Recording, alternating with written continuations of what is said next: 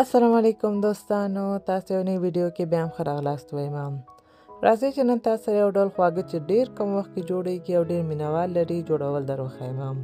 دې خواږو ته شیرخرما وایي. دا د هندوستان او پاکستان یو ډېر مشهور خواږه هم دي.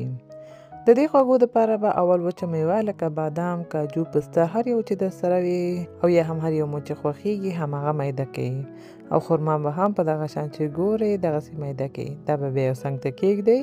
ورپسې به یو کړاهي یا هم دیګ په منقل کیږدئ. 2 یا 3 غټې قاشقې په اندازه کوچ یا هم زیړ غوړي پکې واچوئ او پرېږدئ چې ویلې شي. دا خواږه بعضې خلک غوړیو سره هم جوړوي، ولې زما د غوړیو خوند پکې نه خوښیږي. بیا به میده شوې وچه میوه سره د خرما هم پکې واچوئ. 2 دقیقو دپاره به یې سره کړئ.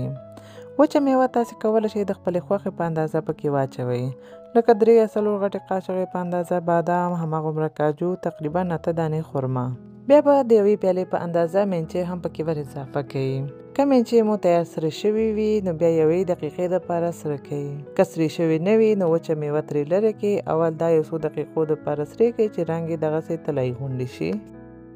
بیا به 1 لیټر شیدې هم پکې واچوئ. دا ټول مواد به سره ګډ کړئ. دیګ به بیا همداسې یو څو دقیقو دپاره وښوروئ. ورپسې به 3 غټې قاشقې په اندازه بوره، نیمې وړې قاشقې په اندازه هل هم پکې واچوئ او دا به هم ورسره مکس کړئ. بیا به 2 غټې قاشقې کانډنس ملک هم پکې واچوئ چې دې سره یو ډېر خوندور خوند وباسي.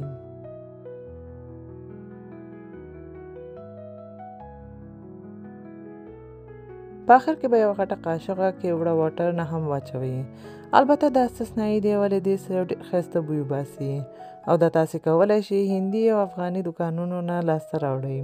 دا به بیا اوس تقریبا 15 تر 6 دقیقو دپاره جوش کړئ. منځ منځ کې دیګ وښوروئ تر څو بیخه ونه نیسي.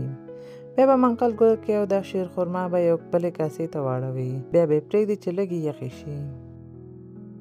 دا چې کله لږې یخې شوې بیا به مو که غوښتلو نو کولی شئ لږ نور وچه میوه هم پرې واچوئ، لکه پسته، بادام، کاجو او وغیره. او یا هم کولی شئ د ټول نه فقط یو واچوئ، ضرور نه دی چې ټول وي.